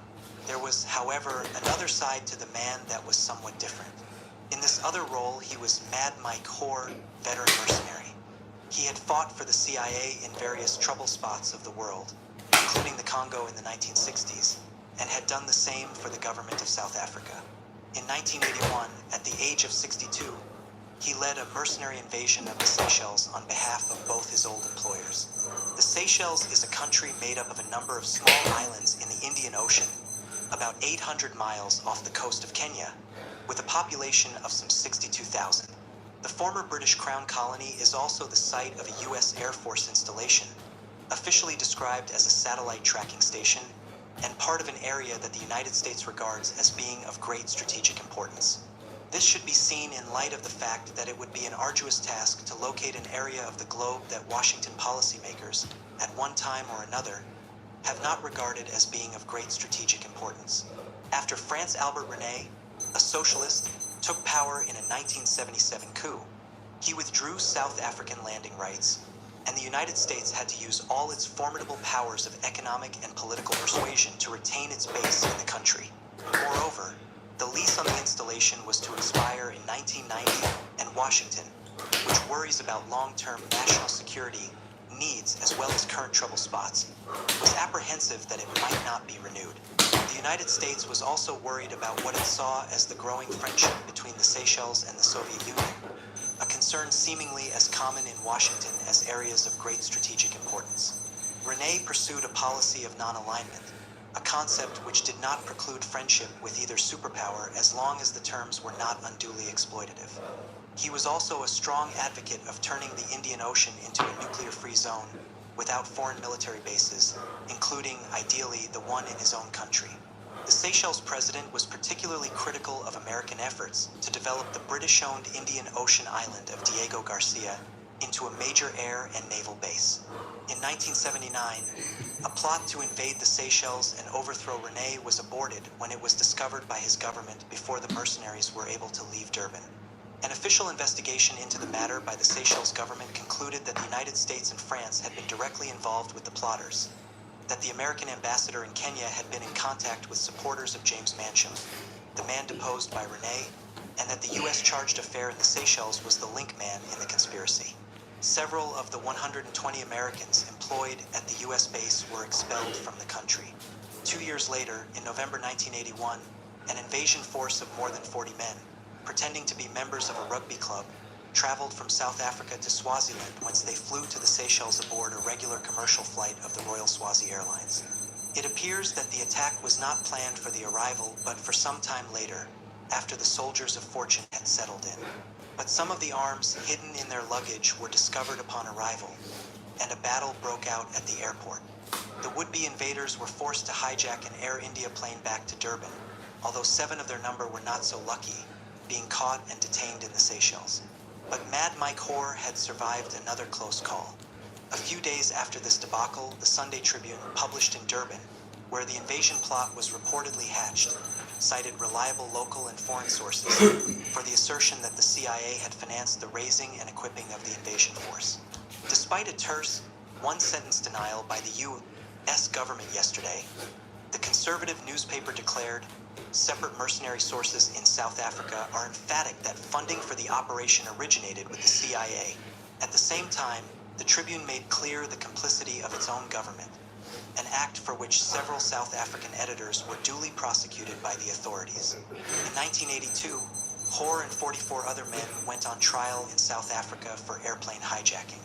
5 weeks earlier, all but 5 of them had been released by the government with a good old boy's wave of the hand, but diplomatic protests from Western nations, including the United States, which pointed out that South Africa had formally associated itself with a 1978 anti-hijacking declaration, led to a reversal of the earlier decision. 23 of the men were South Africans, and most of these, it turned out, were reservists in elite units of the South African Defense Force. The head of the security police said that the men had not been charged at first because they had been misled into thinking they were on an official mission. Who had misled them or why was not reported. The picture which emerged from the trial was that the government, at a minimum, was well aware of the plot and ready to be helpful. Hoare produced an invoice, purportedly from the military, certifying the delivery to his home of weapons and ammunition before the flight to the Seychelles. This apparently was not contested by the prosecution. The government also requested that evidence from some defendants about their involvement in army activities in 1981 should not be heard because it could prejudice state security. Hoare testified further that he had met someone from the CIA in Pretoria and informed him of the coup plans. The United States was interested, the soldier of fortune said, but he described the CIA man's attitude as extremely timid, and Hoare didn't suggest that the United States had played an active role. Under cross-examination, however, he acknowledged telling his troops that the CIA had approved the plan. Motivation seems not to have been an issue raised at the trial. For the mercenaries, the coup attempt was undertaken presumably for money. Of the two governments involved in the matter, the United States had a much greater interest than South Africa in toppling the Renay government, and had apparently tried it before. But it would need the help of South Africa in that part of the world. As we have seen, the U.S. intelligence establishment had been collaborating with Pretoria's intelligence service since the 1960s and continued to do so in the mid-1970s in regard to Angola. Circumstances indicate that this relationship continued or was renewed under the Reagan administration, which took office in 1981. It appears that Mad Mike Hoare was made a scapegoat, for he was imprisoned, an action he called a double cross, and which he attributed to the government wanting to appear as an innocent party which defended international justice, and was not released until 1985. Almost all his co-conspirators were released in November 1982, after serving but 4 months in prison.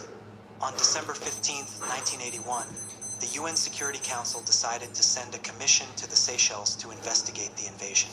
Although the United States voted for the motion, the American ambassador, Jeane Kirkpatrick, suggested that to send the commission was to assume that the Seychelles affair was not purely internal, and was prejudging the situation. Even by the standards of Kirkpatrick's renowned Cold War-impaired logic, this was a remarkable statement, when it is considered that South Africans made up about half the invasion force, with the others emanating from Great Britain, Rhodesia, the US, Germany, Austria, and elsewhere. The number of Seychellois dissidents amongst their number came to 0. It seems that someone was still determined that the Renay government should not remain in power. In December 1983, South Africa announced that it had arrested 5 men for attempting to recruit mercenaries in yet another plot to invade the Seychelles. 45. Grenada 1979 to 1984, lying one of the few growth industries in Washington. What can be said about an invasion launched by a nation of 240 million people against one of 110,000? And when the invader is, militarily and economically, the most powerful in the world, and the target of its attack is an underdeveloped island of small villages 1,500 miles away, 133 square miles in size, whose main exports are cocoa, nutmeg, and bananas, the United States government had a lot to say about it.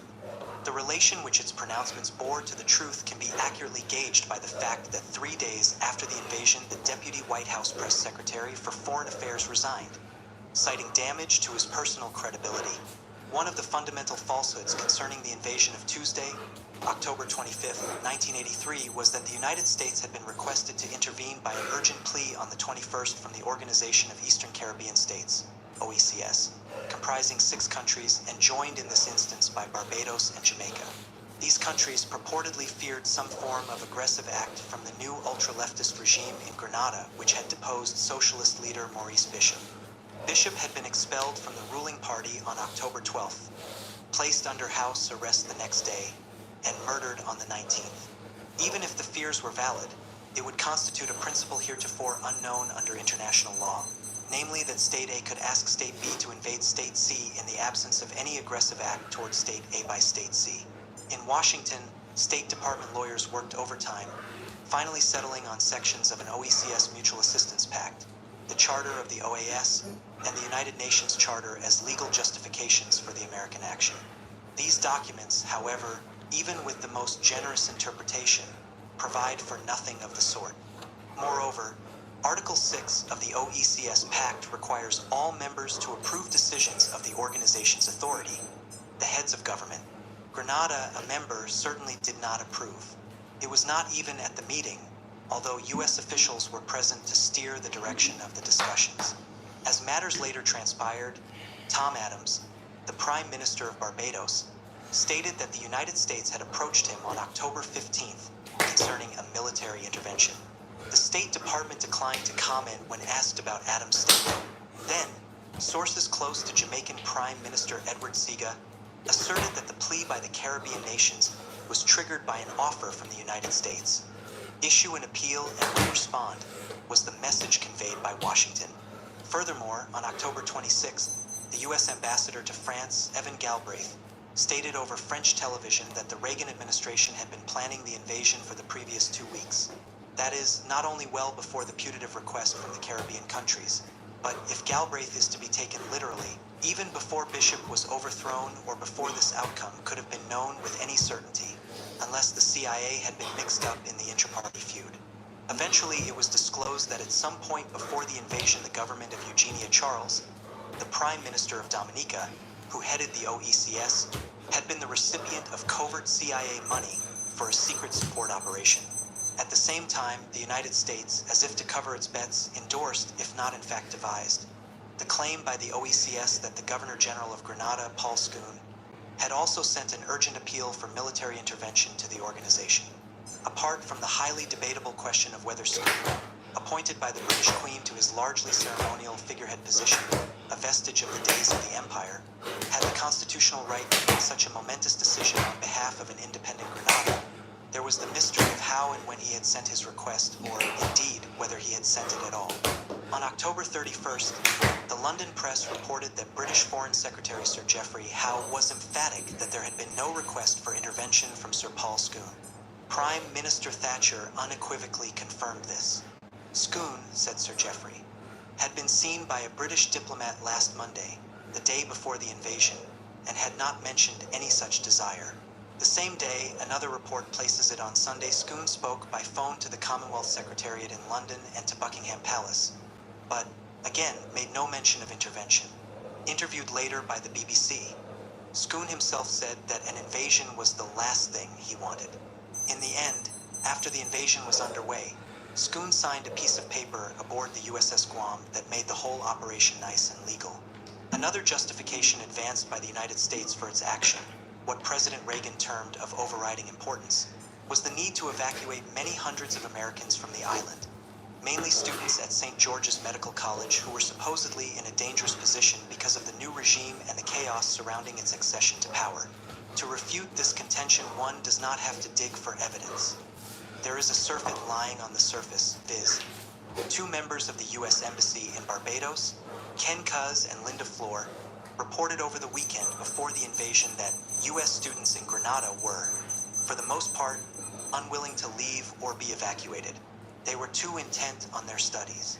Another report in the London press that 3 U.S. diplomats visited Grenada at the same time and appeared to have agreed on orderly departures for any Americans wishing to leave may or may not refer to the same thing. The White House acknowledged that 2 days before the invasion, Grenada had offered the United States an opportunity to evacuate American citizens. But officials said the Reagan administration came to distrust the offer. This was, they said, because the Grenadian government had promised that the airport would be open on Monday for evacuation flights, but it was instead closed. Only later did the White House admit that 4 charter flights had indeed left the airport on Monday. Some of those who left on Monday were American medical students. The chancellor of the medical school, Dr. Charles Modica, who was visiting New York, declared on the day of the invasion that he was in touch with amateur radio operators at the college. "I think the president's information is very wrong," he said, "because some of the Americans started to go out yesterday. The Grenadian government issued instructions that the American students should be treated with utmost consideration by the Army. Vehicles and escorts were provided for them to shuttle between their 2 campuses." The Cuban government released documents which showed that it had notified the United States on October 22nd that no American or other foreign citizen was in danger and said it was ready to cooperate in the solution of problems without violence or intervention. It received no reply until after the invasion had begun. On the 23rd, the Cubans sent a message to the Grenadian leaders suggesting that the area around the medical school be demilitarized to avoid providing the United States with an excuse for invasion, the pretext of evacuating its citizens. Asked by journalists if there was any concrete information about threats to Americans in Grenada, the White House spokesman responded, "Nothing that I know of. After subduing the minor resistance of Grenadian soldiers and Cuban construction workers, the U.S. forces discovered several other things to justify their coming. They found, said Ronald Reagan, a complete base of weapons and communication equipment, which makes it clear a Cuban occupation of the island had been planned. One warehouse contained weapons and ammunition stacked almost to the ceiling, enough to supply thousands of terrorists. Grenada, the president declared, was a Soviet-Cuban colony being readied as a major military bastion to export terror and undermine democracy. But we got there just in time. Documents discovered by the American military allegedly showed that the Cubans were planning to put their own government in Grenada. Later, CIA Director William Casey was to admit that the documents were not a real find, and there was found what appeared to have been a terrorist training center. Moreover, missile silos were being built in Grenada. There were 1,100 Cubans on the island. It was announced almost all professional soldiers. Soon the number was 1,600. The US/Grenada-Cuba scenario staged in Washington was comparable at the time to the Soviet Union invading Great Britain, and then announcing that it had prevented an American takeover, and Marx knows what else, because it had discovered 30,000 US servicemen there, over 100 American military bases, a huge arsenal of nuclear weapons, and enough arms to supply millions of terrorists. The Soviet president could then have declared that we got there just in time. Comparable, except that the Soviet discoveries would have been real. The American claims turned out to be as phantom as the other components of the media package, or, at best, highly questionable. A correspondent for The Guardian of London reported that in the warehouse that contained most of the weapons, there were only 5 mortars to be seen, 1 recoilless rifle, 1 Soviet-made quadri-barreled anti-aircraft gun, and 2 Korean vintage British Bren guns on display. The New York Times reported, without further detail, significant stockpiles of Soviet arms, but also a number of antiquated guns, including rifles manufactured in the 1870s. Years later, it was revealed that a U.S. intelligence report of October 30th had concluded that the caches of arms and weapons on Grenada were for the army and the militia and were not sufficient or intended to be used in overthrowing the governments in the neighboring islands. More to the point, however, is the fact that the Grenadian government had been threatened with destabilization for over 4 years by the United States. The leaders of the country knew that they had to develop the country's defenses. They were people who had read some recent history. The Cuban government announced that there were 784 of their people in Grenada and specified all their jobs. 636 were construction workers, mostly in their 40s and 50s, an observation made by several American and British journalists. The remainder, which included 44 women, were doctors, dentists, nurses, public health workers, teachers, etc., and 43 military personnel. Thereafter, the United States went by the Cuban figures. The world was asked to believe that there was a major Cuban military presence with imminent control of the country. Yet the Cubans in Grenada were unable even to save Maurice Bishop and his government, which Castro had strongly and warmly supported. The Cuban government had expressed in no uncertain terms its distaste for the Military Revolutionary Council, MRC, which had overthrown Bishop. Before the U.S. invasion, Castro had blamed Bishop's death on grave errors by extremists, and later referred to them as the Pol Pot group. He had turned down a request from the MRC for more troops when the American action seemed imminent. The MRC was told that its request was impossible and unthinkable after what had happened. The Russians, on the other hand, had indicated their support for the MRC and its coup, although the Soviet interest in Grenada was generally minimal. Cuba was enough of a Caribbean burden and potential spark point for Moscow. The Soviet Union condemned the American invasion, comparing it to a daring cavalry attack of armed-to-the-teeth white settlers on a village of redskins. But this was de rigueur Cold War fare. The lack of real concern on the part of Soviet leaders about the invasion and the fate of Grenada was made evident 6 months later when they announced that the USSR would not take part in the Olympics in Los Angeles. Grenada was not even mentioned amongst their reasons, although the circumstances truly cried out for it. 4 years earlier, the United States had cited the Soviet invasion of Afghanistan as its sole reason for boycotting the Moscow Olympics. Finally, there was the question of why Cuba or the Soviet Union would have needed Grenada as a springboard for their dastardly deeds in Latin America when there was already Cuba itself, militarily and politically more secure and stable than Grenada.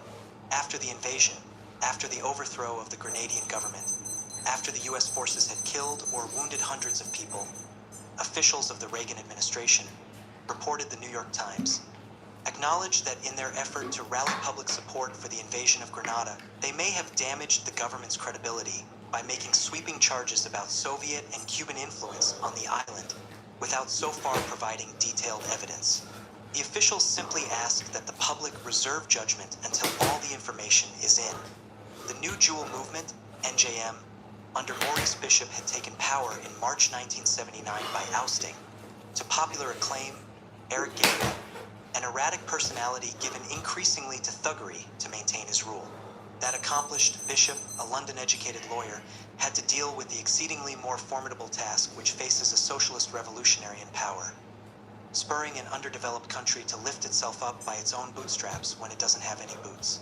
They had to start with the basics: jobs, new schools, teacher training, adult literacy, social services, clean water. The NJM left private business undisturbed, but instituted free health care, free milk for young children, agricultural cooperatives, and the like. Nicholas Brathwaite, the chairman of the US-approved interim government following the invasion, and his colleagues, reported The Guardian, readily praised the NJM for giving Grenadians new awareness, self-confidence, and national pride, and admit it is a hard act to follow. The World Bank gave the Grenadian government good grades also. In 1980, the bank praised the NJM's sound fiscal management, and 2 years later wrote that government objectives are centered on the critical development issues and touch on the country's most promising development areas. The New Jewel movement did not hold elections. Bishop explained this decision on one occasion in the following way. There are those, some of them are friends, who believe that you cannot have a democracy unless there is a situation where every 5 years, and for 5 seconds in those 5 years, a people are allowed to put an X next to some candidate's name, and for those 5 seconds in those 5 years they become Democrats, and for the remainder of the time, 4 years and 364 days, they return to being non-people without the right to say anything to their government, without any right to be involved in running the country. In lieu of the traditional system, the NJM claimed, democracy in Grenada was manifested through numerous mass organizations and decentralized structures which received and seriously considered input from large numbers of citizens. However well this form of democracy may have worked, or would have if not interrupted, it inevitably produced resentment as well. People were expected to attend meeting after meeting and were subject to various forms of pressure to conform to the exigencies of the revolution. Before long, the leaders of nearby Caribbean states, particularly Tom Adams of Barbados and Eugenia Charles of Dominica, who were prime supporters of the invasion, evidenced hostility towards the Grenadian government. Bishop believed that this derived from fear of their own people's enthusiasm for Grenada's example, an enthusiasm, he said, which was demonstrated at every public appearance by the Grenadian leaders in the region. Charles was regarded by Reagan administration people as passionately pro-American, a Caribbean Jeane Kirkpatrick, who made British Prime Minister Margaret Thatcher seem like a kitten. The United States adopted its adversarial position almost immediately. Washington recognized instinctively that the new Grenadian leaders would not fall easily into line in regard to the American obsession with quarantining Cuba. Indeed, Grenada itself might turn out to be that long-dreaded beast, another Cuba. Less than a month after Bishop assumed power, the American ambassador delivered a note to him which read in part, "Although my government recognizes your concern over allegations of a possible counter-coup, it also believes that it would not be in Grenada's best interests to seek assistance from a country such as Cuba to forestall such an attack.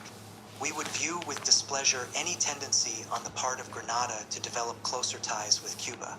The counter-coup the ambassador was referring to was Bishop's fear that Eric Garner, in exile in the United States, would put together a mercenary army to invade the island. The NJM feared a CIA destabilization operation even more, but in either case, who but a country such as Cuba could they turn to for help? Before the year 1979 was out, Grenada had discovered hidden transmitters in its UN mission, and representatives of the US government were visiting travel agents in the United States, spreading travel scare rumors to discourage tourism to the island's sunny beaches, a most important source of foreign exchange. Over the next 4 years, Washington tried to harass Grenada in some of the other ways in which it was practiced, more so under Ronald Reagan beginning in 1981 than under President Carter. The United States aggressively lobbied the International Monetary Fund and several other international lending organizations in an attempt to block loans to Grenada, although, surprisingly, not with marked success. The IMF, for example, approved a loan to Grenada despite vigorous opposition from the Reagan administration, opposition based ostensibly on economic grounds. In the summer of 1981, the CIA developed plans to cause economic difficulties for Grenada in hopes of undermining the political control of Prime Minister Maurice Bishop. The operation reportedly was scrapped because of objections by the Senate Intelligence Committee. One committee member, however, remarked that if they were going to do something, I'm not sure they would tell us. I think they would wait until it was all over. The main thrust of the American campaign against Grenada was in the form of propaganda, the theme of which was that Grenada was a fully paid-up member of the Soviet Cuban-Nicaraguan terrorist network which held a dagger at America's throat. Associating Grenada thusly could serve to further discourage tourism as well as justify an invasion. The propagation of this general theme was punctuated by specific accusations which were simply fraudulent. One early hoax was that a Soviet submarine base was being constructed on the south coast of the island. This report was given wide currency until 1983, when a correspondent for the Washington Post visited the supposed site and pointed out that no submarine base could possibly be built in an area where the sea was so shallow. In February 1983, an official of the U.S. Defense Department announced, apparently with a straight face, that the Soviet Union had shipped to Grenada assault helicopters, hydrofoil torpedo boats, and supersonic MiG fighters, which gave Grenada an air force of 200 sick modern planes. The whereabouts of this mighty armada have remained a mystery ever since. The charge which received the greatest media play was the canard that the new airport being built in Grenada was intended as a military facility for the Russians and Cubans. Grenada insisted that it was only to encourage tourism, its one growth industry. In March 1983, President Reagan told an American television audience that the airfield would have a 10,000-foot runway, but that Grenada doesn't even have an air force. Who is it intended for? The rapid buildup of Grenada's military potential is unrelated to any conceivable threat. The Soviet-Cuban militarization of Grenada can only be seen as a power projection into the region. The president displayed aerial photos of the construction site. There were regular American spy flights over the island, as if to imply something hidden and furtive in the operation when, in fact, the site was very much open to the public. There is a plethora of evidence that puts Reagan's analysis into question. At least 5 other Caribbean islands, including Barbados, had similar-sized or larger airfields, yet did not possess air forces. The building of the airfield was encouraged by the World Bank, which also discussed with Grenada the erection of new tourist hotels. The excavation work was being done by the Lane Dredging Company of Florida and the communication system installed by Plessy, a British multinational, the Cubans donating labor and machinery. Plessy rejected the U.S. claim. The airport was being built to purely civilian specifications, it said, and listed a number of technical characteristics of a military airport/base which the new airport would not have. Further, the European Common Market had contributed money toward the construction. In our view, the airport is for tourism, said a spokesman. We stand by our commitment. The airport was being funded by about a dozen nations as well, including Canada, Mexico, and Venezuela. The United States had turned down a request for assistance and instead had exerted pressure to deter international financing. After the invasion, the airport was completed by the United States. The decision has been taken to complete it by the military, for the military, said one of the subcontractors.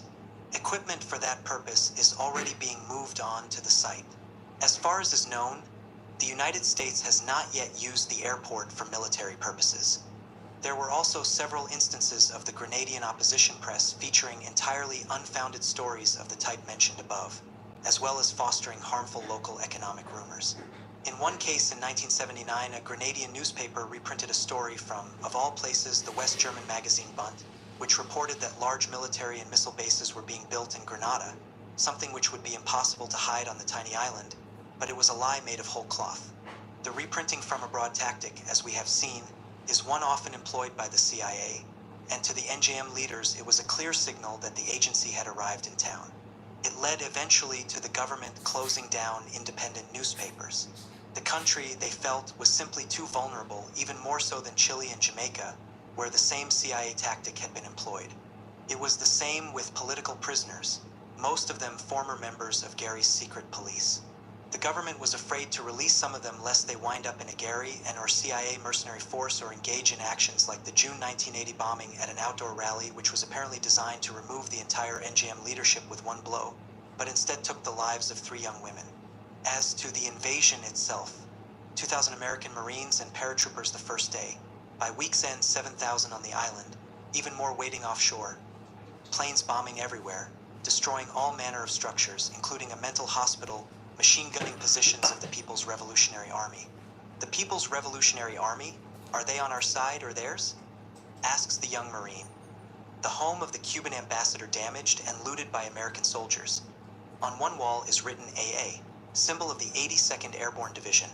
Beside it the message, eat shit, commie faggot. Captured Cubans used as hostages, ordered to march in front of American jeeps as they advanced on Cuban positions, a violation of the Geneva Convention. Promises of all kinds were made to Cuban prisoners, said Castro, to get them to go to the United States. None accepted. I want to fuck communism out of this